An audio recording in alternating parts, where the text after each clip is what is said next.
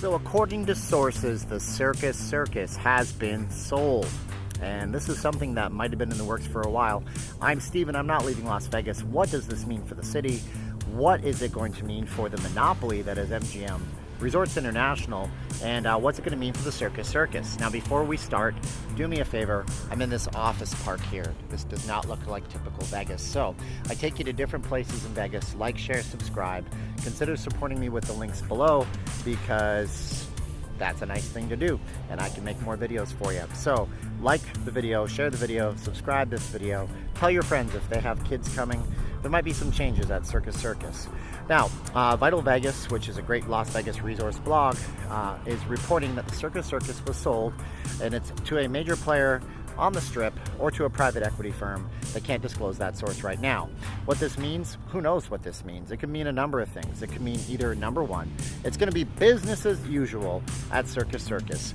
Everything's going to stay exactly the same because the Circus Circus basically prints money at this point.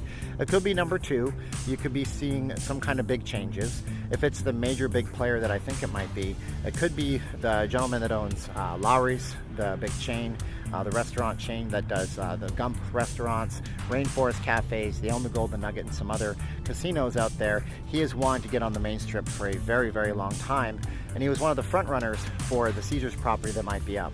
But that property will probably be the Rio. The other thing it could mean would be that the Circus Circus will go down and something new will come up, which seems to be what's happening on the north end of the strip lately. But that's really, really hard to say because that would take a whole lot of money and investment. And the economy is going to get a whole lot less certain coming up in the next 12, 13 months, what with the election we have coming up here, and who knows what's going to happen. So I don't imagine any big company would be willing to put in large amounts of money not having a crystal ball and not knowing what construction costs are going to be like. Well, most people don't know this, but when you get construction costs, you're working with a snapshot of the current market.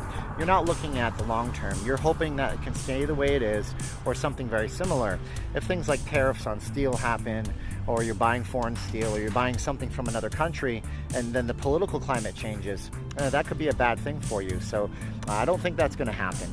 But it does mean that the Circus Circus will hopefully at least get a new coat of paint. Hopefully the new owners do some changes inside, you know, gussy up the place, install resort-wide internet, you know, make sure that the place has new carpeting and new TVs and a refresh. There's so much potential. The site itself, if it's the site that they think, would be the Circus Circus resort itself, plus possibly the fairgrounds where they had the iHeartRadio Festival a number of years ago, and then nothing else. That's right on the corner of Sahara and Las Vegas Boulevard, across from the SLS, now the Sahara Resort. So if that's all it is, it's 108 acres, I believe, for those two plots of land. There's a lot of potential for the north end to grow, but for the north end to grow, it needs to have some developed things on it, such as the World Resorts Las Vegas, which is currently under construction, such as the Sahara, which was the SLS, but which was the Sahara before, actually taking off and doing something with itself. It's the gateway to downtown. Sahara Avenue is generally considered, but it's not a place where there's a lot of foot traffic. I like to liken it to a Mad Max style post-apocalyptic version of Vegas. It kind of looks like it came right out of that Resident Evil movie because there's not a lot up there, and you sure as heck don't want to be walking long distances in the summer, so it doesn't get a lot of traffic in the winter because nobody talks about going to it and nobody goes up to it. So we'll see what happens with the new convention center expansion, with the development of the World Resorts Las Vegas, with the purchase of the Circus Circus, and possibly that plot of land beside it. What do you think is going to happen on the north end? I'll leave that up to you to talk about. Do you have fond memories of the Circus Circus? I do. As a kid, we ate the buffet there a few times. We stayed at the RV park that was there, that's no longer there. And I've heard Circus Circus Manor is not a very nice place to stay, but I'd love to hear your feedback.